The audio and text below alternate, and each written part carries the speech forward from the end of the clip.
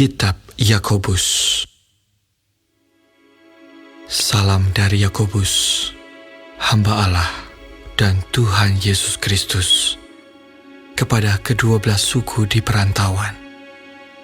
Saudara-saudaraku, anggaplah sebagai suatu kebahagiaan apabila kamu jatuh ke dalam berbagai-bagai pencobaan. Sebab kamu tahu bahwa ujian terhadap imanmu itu menghasilkan ketekunan. Dan biarkanlah ketekunan itu memperoleh buah yang matang, supaya kamu menjadi sempurna dan utuh dan tak kekurangan suatu apapun. Tetapi apabila di antara kamu ada yang kekurangan hikmat, hendaklah ia memintakannya kepada Allah, yang memberikan kepada semua orang dengan murah hati dan dengan tidak membangkit-bangkit, maka hal itu akan diberikan kepadanya. Hendaklah ia memintanya dalam iman, dan sama sekali jangan bimbang, sebab orang yang bimbang sama dengan gelombang laut yang diombang-ambingkan kian kemari oleh angin. Orang yang demikian janganlah mengira bahwa ia akan menerima sesuatu dari Tuhan. Sebab orang yang mendua hati tidak akan tenang dalam hidupnya. Baiklah saudara yang berada dalam keadaan yang rendah, bermegah karena kedudukannya yang tinggi, dan orang kaya karena kedudukannya yang rendah. Sebab ia akan lenyap seperti bunga rumput.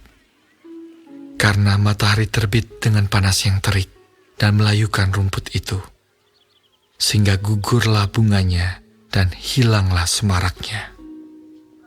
Demikian jugalah halnya dengan orang kaya. Di tengah-tengah segala usahanya, ia akan lenyap. Berbahagialah orang yang bertahan dalam pencobaan, sebab apabila ia sudah tahan uji, ia akan menerima mahkota kehidupan yang dijanjikan Allah kepada barang siapa yang mengasihi Dia. Apabila seorang dicobai, janganlah ia berkata, "Pencobaan ini datang dari Allah," sebab Allah tidak dapat dicobai oleh yang jahat, dan ia sendiri tidak mencobai siapapun. Tetapi tiap-tiap orang dicobai oleh keinginannya sendiri, karena ia diseret dan dipikat olehnya. Dan apabila keinginan itu telah dibuahi, ia melahirkan dosa. Dan apabila dosa itu sudah matang, ia melahirkan maut. Saudara-saudara yang kukasihi, janganlah sesat. Setiap pemberian yang baik dan setiap anugerah yang sempurna datangnya dari atas, diturunkan dari Bapa segala terang. Padanya tidak ada perubahan atau bayangan karena pertukaran. Atas kehendaknya sendiri, ia telah menjadikan kita oleh firman kebenaran, supaya kita pada tingkat yang tertentu menjadi anak sulung di antara semua ciptaannya. Hai saudara-saudara yang kukasihi, ingatlah hal ini. Setiap orang hendaklah cepat untuk mendengar, tetapi lambat untuk berkata-kata, dan juga lambat untuk marah. Sebab amarah, manusia tidak mengerjakan kebenaran di hadapan Allah. Sebab itu, buanglah segala sesuatu yang kotor dan kejahatan yang begitu banyak itu, dan terimalah dengan lemah lembut firman yang tertanam di dalam hatimu, yang berkuasa menyelamatkan jiwamu. Tetapi hendaklah kamu menjadi pelaku firman, dan bukan hanya pendengar saja. Sebab jika tidak demikian, kamu menipu diri sendiri. Sebab jika seorang hanya mendengar firman saja dan tidak melakukannya, ia adalah seumpama seorang yang sedang mengamat-ngamati mukanya yang sebenarnya di depan cermin. Baru saja ia memandang dirinya, ia sudah pergi, atau ia segera lupa bagaimana rupanya. Tetapi barang siapa meneliti hukum yang sempurna, yaitu hukum yang memerdekakan orang, dan ia bertekun di dalamnya, jadi bukan hanya mendengar untuk melupakannya, tetapi sungguh-sungguh melakukannya, ia akan berbahagia oleh perbuatannya. Jikalau ada seorang menganggap dirinya beribadah, tetapi tidak mengekang lidahnya, ia menipu dirinya sendiri, maka sia-sialah ibadahnya. Ibadah yang murni dan yang tak bercacat di hadapan Allah Bapa kita ialah mengunjungi yatim piatu dan janda-janda dalam kesusahan mereka, dan menjaga supaya dirinya sendiri tidak dicemarkan oleh dunia.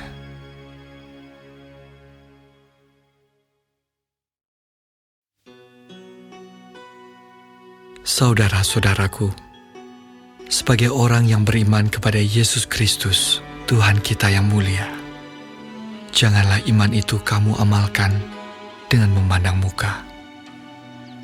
Sebab, jika ada seorang masuk ke dalam kumpulanmu dengan memakai cincin emas dan pakaian indah, dan datang juga seorang miskin ke situ dengan memakai pakaian buruk, dan kamu menghormati orang yang berpakaian indah itu, dan berkata kepadanya, "Silakan Tuan duduk di tempat yang baik ini." Sedang kepada orang yang miskin itu kamu berkata, "Berdirilah di sana," atau "Duduklah di lantai ini dekat tumpuan kakiku." Bukankah kamu telah membuat pembedaan di dalam hatimu dan bertindak sebagai hakim dengan pikiran yang jahat? Dengarkanlah, hai saudara-saudara yang kukasihi. Bukankah Allah memilih orang-orang yang dianggap miskin oleh dunia ini untuk menjadi kaya dalam iman dan menjadi ahli waris kerajaan yang telah dijanjikannya kepada barang siapa yang mengasihi Dia? Tetapi kamu telah menghinakan orang-orang miskin. Bukankah justru orang-orang kaya yang menindas kamu dan yang menyeret kamu ke pengadilan? Bukankah mereka yang menghujat nama yang mulia, yang olehnya kamu menjadi milik Allah? Akan tetapi, jikalau kamu menjalankan hukum utama yang tertulis dalam kitab suci, kasihilah sesamamu manusia seperti dirimu sendiri, kamu berbuat baik. Tetapi jikalau kamu memandang muka, kamu berbuat dosa, dan oleh hukum itu menjadi nyata bahwa kamu melakukan pelanggaran. Sebab barang siapa menuruti seluruh hukum itu, tetapi mengabaikan satu bagian daripadanya, ia bersalah terhadap seluruhnya. Sebab ia yang mengatakan jangan berzina, ia mengatakan juga jangan membunuh. Jadi jika kamu tidak berzina, tetapi membunuh, maka kamu menjadi pelanggar hukum juga. Berkatalah dan berlakulah seperti orang-orang yang akan dihakimi oleh hukum yang memerdekakan orang. Sebab penghakiman yang tak berbelas kasihan akan berlaku atas orang yang tidak berbelas kasihan, tetapi belas kasihan akan menang atas penghakiman. Apakah gunanya, saudara-saudaraku, jika seorang mengatakan bahwa ia mempunyai iman, padahal ia tidak mempunyai perbuatan? Dapatkah iman itu menyelamatkan dia?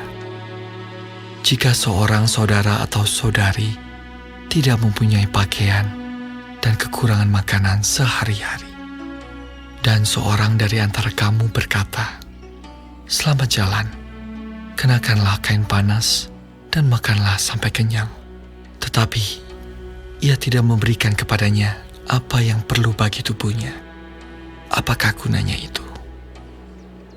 Demikian juga halnya dengan iman. Jika iman itu tidak disertai perbuatan, maka iman itu pada hakikatnya adalah mati. Tetapi Mungkin ada orang berkata, "Padamu ada iman, dan padaku ada perbuatan." Aku akan menjawab dia, "Tunjukkanlah kepadaku imanmu itu tanpa perbuatan, dan aku akan menunjukkan kepadamu imanku dari perbuatan-perbuatanku." Engkau percaya bahwa hanya ada satu Allah saja, itu baik. Tetapi setan-setan pun juga percaya akan hal itu, dan mereka gemetar. Hai manusia yang bebal, maukah engkau mengakui sekarang bahwa iman tanpa perbuatan adalah iman yang kosong? Bukankah Abraham bapa kita dibenarkan karena perbuatan-perbuatannya ketika ia mempersembahkan Ishak anaknya di atas mezbah?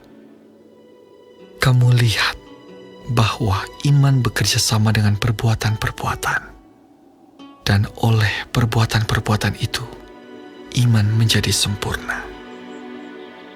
Dengan jalan demikian, genaplah nas ia mengatakan, "Lalu percayalah Abraham kepada Allah, maka Allah memperhitungkan hal itu kepadanya sebagai kebenaran." Karena itu, Abraham disebut sahabat Allah. Jadi kamu lihat bahwa manusia dibenarkan karena perbuatan-perbuatannya, dan bukan hanya karena iman. Dan bukankah demikian juga Rahab, pelacur itu, dibenarkan karena perbuatan-perbuatannya ketika ia menyembunyikan orang-orang yang disuruh itu di dalam rumahnya, lalu menolong mereka lolos melalui jalan yang lain. Sebab seperti tubuh tanpa roh adalah mati, demikian jugalah iman tanpa perbuatan-perbuatan adalah mati.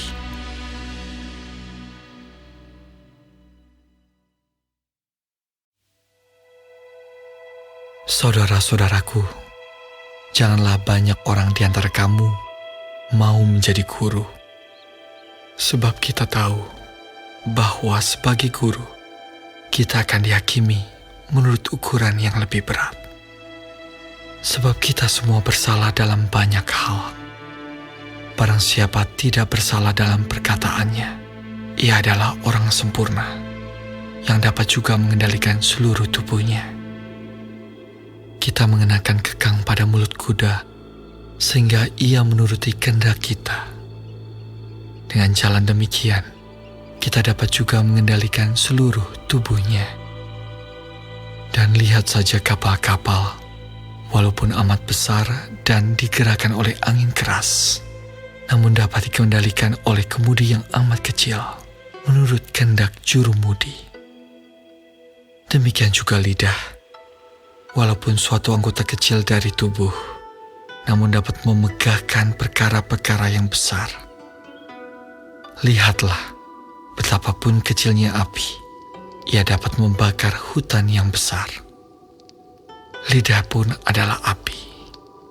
Ia merupakan suatu dunia kejahatan dan mengambil tempat di antara anggota-anggota tubuh kita sebagai sesuatu yang dapat menodai seluruh tubuh dan menyalakan roda kehidupan kita, sedang ia sendiri dinyalakan oleh api neraka. Semua jenis binatang liar, burung-burung, serta binatang-binatang menjalar, dan binatang-binatang laut dapat dijinakan dan telah dijinakan oleh sifat manusia. Tetapi tidak seorang pun yang berkuasa menjinakkan lidah. Ia adalah sesuatu yang buas, yang tak terkuasai, dan penuh racun yang mematikan. Dengan lidah kita memuji Tuhan Bapa kita, dan dengan lidah kita mengutuk manusia yang diciptakan menurut rupa Allah.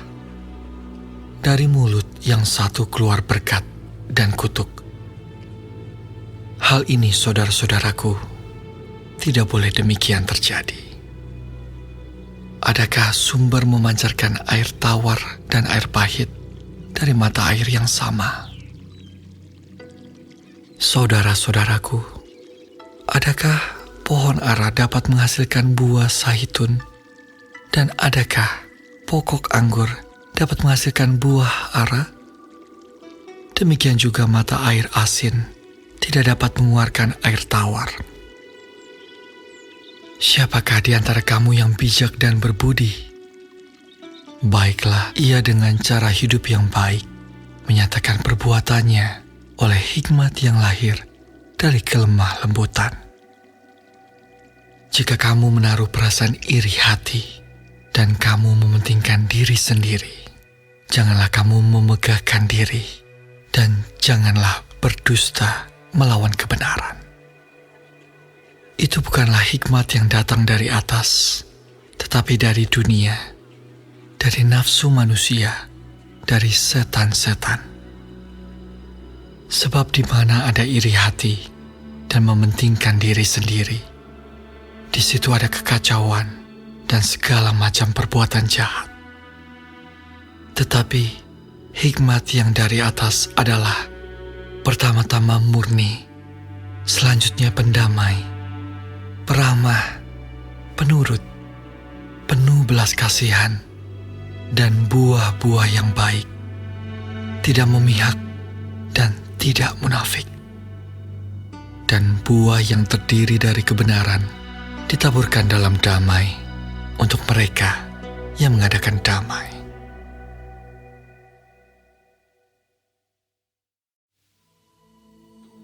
Dari manakah datangnya sengketa dan pertengkaran di antara kamu? Bukankah datangnya dari hawa nafsumu yang saling berjuang di dalam tubuhmu? Kamu mengingini sesuatu, tetapi kamu tidak memperolehnya, lalu kamu membunuh.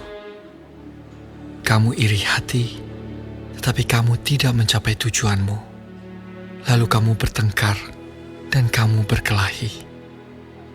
Kamu tidak memperoleh apa-apa karena kamu tidak berdoa.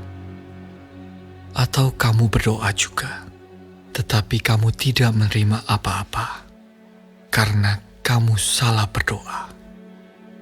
Sebab yang kamu minta itu hendak kamu habiskan untuk memuaskan hawa nafsumu. Hai kamu orang-orang yang tidak setia, tidakkah kamu tahu bahwa persahabatan dengan dunia adalah permusuhan dengan Allah? Jadi barang siapa hendak menjadi sahabat dunia ini, ia menjadikan dirinya musuh Allah. Janganlah kamu menyangka bahwa kitab suci tanpa alasan berkata, roh yang ditempatkan Allah di dalam diri kita, diingininya dengan cemburu. Tetapi kasih karunia yang dianugerahkannya kepada kita lebih besar daripada itu. Karena itu ia katakan, Allah menentang orang yang congkak, tetapi mengasihani orang yang rendah hati. Karena itu, tunduklah kepada Allah dan lawanlah iblis, maka ia akan lari daripadamu. Mendekatlah kepada Allah, dan ia akan mendekat kepadamu. Tahirkanlah tanganmu, hai kamu orang-orang berdosa, dan sucikanlah hatimu, hai kamu yang mendua hati. Sadarilah kemalanganmu, berduka cita dan merataplah. Hendaklah tertawamu kamu ganti dengan ratap, dan sukacitamu dengan duka cita. Rendahkanlah dirimu di hadapan Tuhan, dan Ia akan meninggikan kamu. Saudara-saudaraku, janganlah kamu saling memfitnah. Barang siapa memfitnah saudaranya atau menghakiminya, ia mencela hukum dan menghakiminya. Dan jika engkau menghakimi hukum, maka engkau bukanlah penurut hukum, tetapi hakimnya. Hanya ada satu pembuat hukum dan hakim, yaitu Dia yang berkuasa menyelamatkan dan membinasakan. Tetapi siapakah engkau, sehingga engkau mau menghakimi sesamamu manusia? Jadi sekarang, hai kamu yang berkata, hari ini atau besok kami berangkat ke kota Anu, dan di sana kami akan tinggal setahun dan berdagang serta mendapat untung. Sedang kamu tidak tahu apa yang akan terjadi besok. Apakah arti hidupmu? Hidupmu itu sama seperti uap yang sebentar saja kelihatan, lalu lenyap. Sebenarnya kamu harus berkata, jika Tuhan mengendakinya, kami akan hidup dan berbuat ini dan itu. Tetapi sekarang kamu memegahkan diri dalam congkakmu, dan semua kemegahan yang demikian adalah salah. Jadi jika seorang tahu bagaimana ia harus berbuat baik, tetapi ia tidak melakukannya, ia berdosa.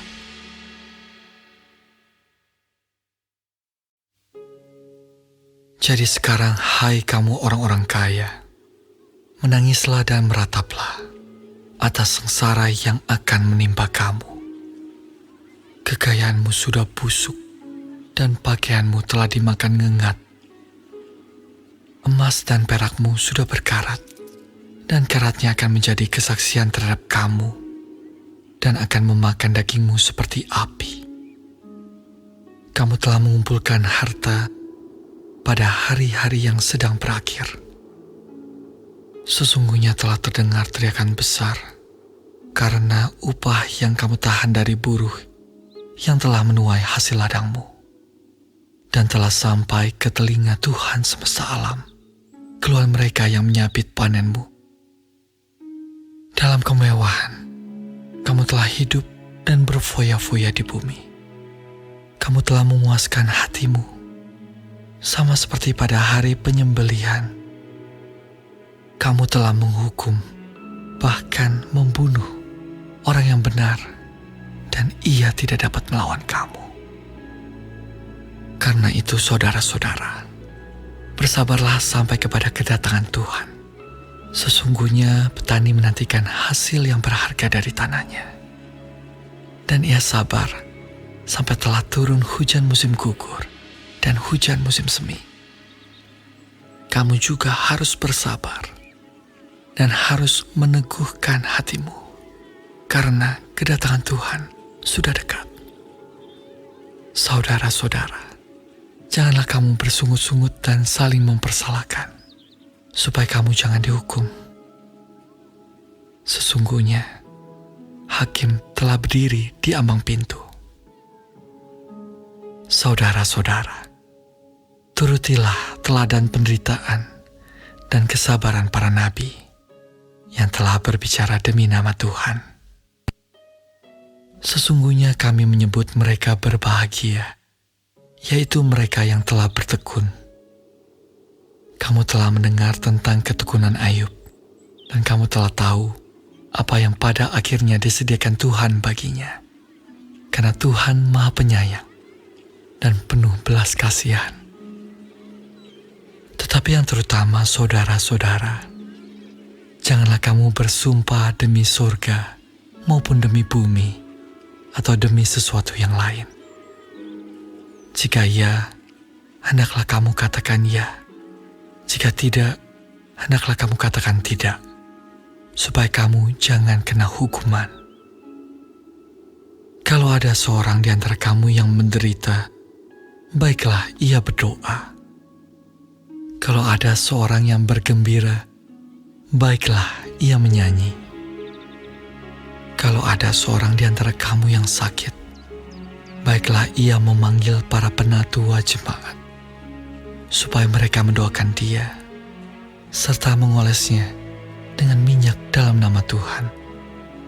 Dan doa yang lahir dari iman akan menyelamatkan orang sakit itu, dan Tuhan akan membangunkan dia. Dan jika ia telah berbuat dosa, maka dosanya itu akan diampuni. Karena itu, hendaklah kamu saling mengaku dosamu dan saling mendoakan, supaya kamu sembuh. Doa orang yang benar, bila dengan yakin didoakan, sangat besar kuasanya. Elia adalah manusia biasa, sama seperti kita. Dan ia telah bersungguh-sungguh berdoa supaya hujan jangan turun, dan hujan pun tidak turun di bumi selama 3 tahun dan 6 bulan. Lalu ia berdoa pula, dan langit menurunkan hujan, dan bumi pun mengeluarkan buahnya. Saudara-saudaraku, jika ada di antara kamu yang menyimpang dari kebenaran, dan ada seorang yang membuat dia berbalik, ketahuilah bahwa barang siapa membuat orang berdosa berbalik dari jalannya yang sesat, ia akan menyelamatkan jiwa orang itu dari maut dan menutupi banyak dosa.